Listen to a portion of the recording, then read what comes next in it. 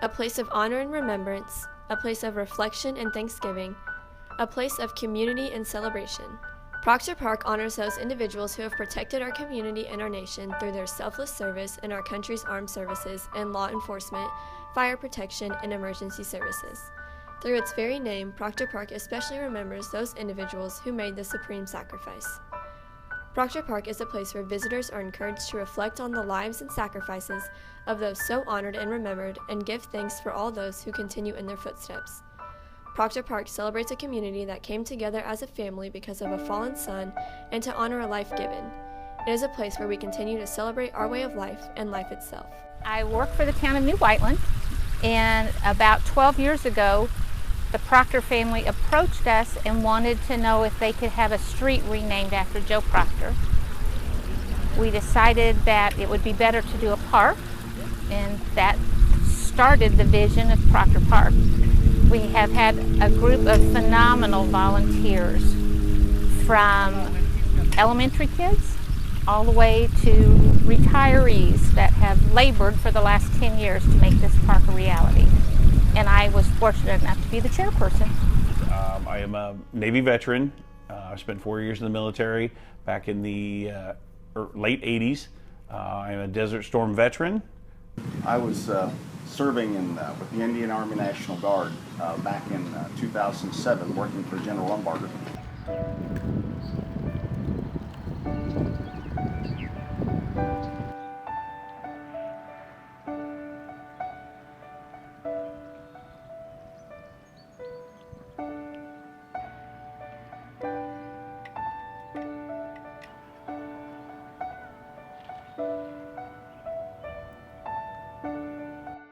This is Proctor Park.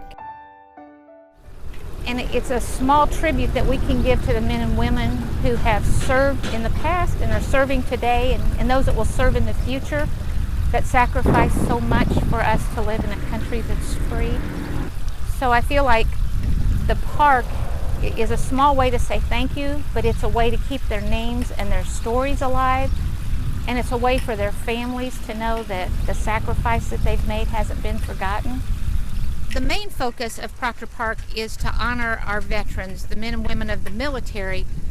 We also have a section of the park that's dedicated to our hometown heroes, the men and women that keep our communities safe, our police officers, firemen, and emergency responders. Because while our veterans protect our borders and our country and our freedom, without our hometown heroes, none of us would be safe in our communities and our homes. So the park really honors that service that's given by all of those people. We also have the section in the back if you want to honor a policeman or a fireman, that you can purchase a brick and have their name put on it back there as well. Over the years, I watched people come together from all over, students from all of the schools, raising money, people volunteering time, labor, giving money, corporations donating.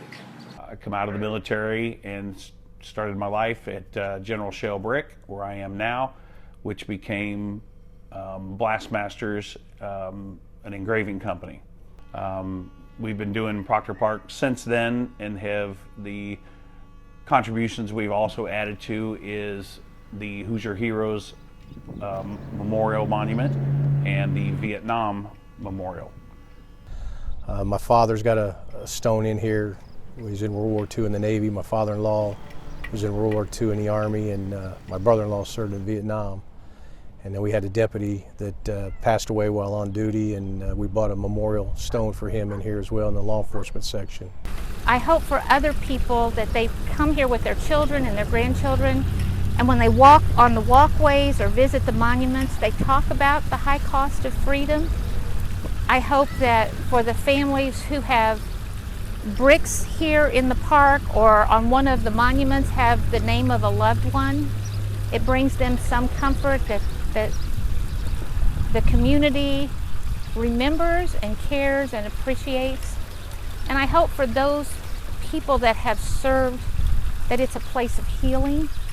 I love that there's a place to go to, honor people. It's not just a memorial park. It's not just for veterans.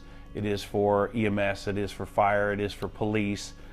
We try and get everybody involved, anybody that helps the community. I would hope that their children who come here when they're young and play and fish and walk around the memorials, that the parents would teach them what this is all about. I hope that they don't forget, why they're allowed to come to a park like this. That people died and people fought in wars, hardships the rest of their life because of it. To have a park like this where you can come and be free and walk around here and enjoy what a town like this has to offer. And I'm the lucky mom. I'm the one whose son came home. But if you look at the Hoosier Heroes wall, and if you look at the Vietnam Veterans wall, every name on there is a name of someone that didn't come back. So for every name on those monuments, it's an empty chair at the dinner table, at the holidays, it's someone that's missing from that family circle. And I think as Americans, as Hoosiers, that we have an obligation to those families to tell them that we won't forget the cost that they paid so dearly with someone that they love. I hope that they understand what sacrifices have been given, and everybody needs to understand that this park is, not funded by any government institution. It is funded by all of us. Everybody that goes to that park, it runs on donations. When you purchase a brick for a family member, or anybody that's been in the military or fire or EMS, those funds help run that park, and it's got to run, long after we're gone. And I want people to come here, and maybe these memorials will help them remember that freedom isn't free, that there's sacrifice required.